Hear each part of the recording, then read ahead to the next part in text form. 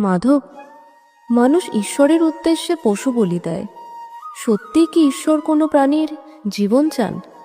সখী, তোমার মনে আছে বৃন্দাবনে আমি যখন গৌদের সঙ্গে থাকতাম? হ্যাঁ, মনে আছে। কিন্তু তার সঙ্গে বলির কি সম্পর্ক?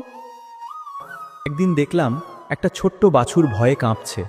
সবাই তাকে তাড়িয়ে দিচ্ছিল, কারণ সে দুধের হাঁড়ি উল্টে দিয়েছিল। আমি তাকে কাছে টেনে নিলাম। তুমি তো সবসময় এমনই ছিলে মাধব।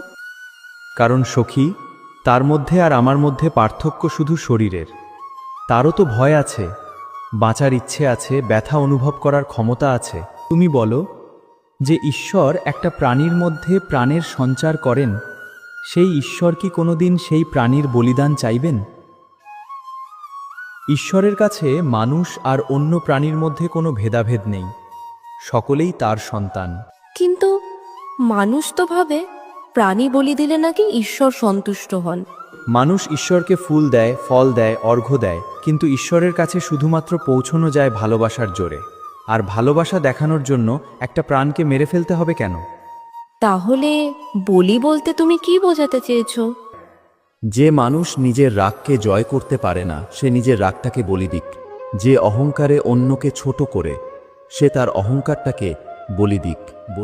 যে হিংসা বুকে নিয়ে ঘুরে বেড়ায়, সে তার হিংসাটাকে বলি দিক। অর্থাৎ ঈশ্বরের কাছে সবচেয়ে বড় বলি হলো নিজের ভেতরের অহংকারকে ত্যাগ করা, তাই তো? ঠিক তাই সখী। কারণ কোনো নিরীহ প্রাণীর জীবন নিয়ে ঈশ্বরকে খুশি করার চেয়ে একটা প্রাণকে বাঁচিয়ে তার মধ্যে ঈশ্বরকে দেখতে শেখাটাই তো বড় ভক্তি। তাই প্রথাকে অনুসরণ করার আগে একবার নিজের হৃদয়কে প্রশ্ন করো, আমার ভক্তিতে যদি দয়া না থাকে, তবে সেই ভক্তি কাকে সন্তুষ্ট করছে? আমি এই কথাটা গোটা সমাজকে বোঝাবো কি করে বলো? তুমি একদিনে গোটা সমাজকে বদলাতে পারবে না। তোমার ভালোবাসায়, তোমার যুক্তিতে একজন মানুষের মনেও একটুখানি প্রশ্ন জাগিয়ে দিতে পারো। যদি একজন মানুষও ভাবতে শুরু করে, হয়তো সত্যিই কোনো প্রাণের জীবন নেওয়া ভক্তি নয়, তাহলেই তোমার চেষ্টা সার্থক। বাকিটা সময়ের হাতে ছেড়ে দাও।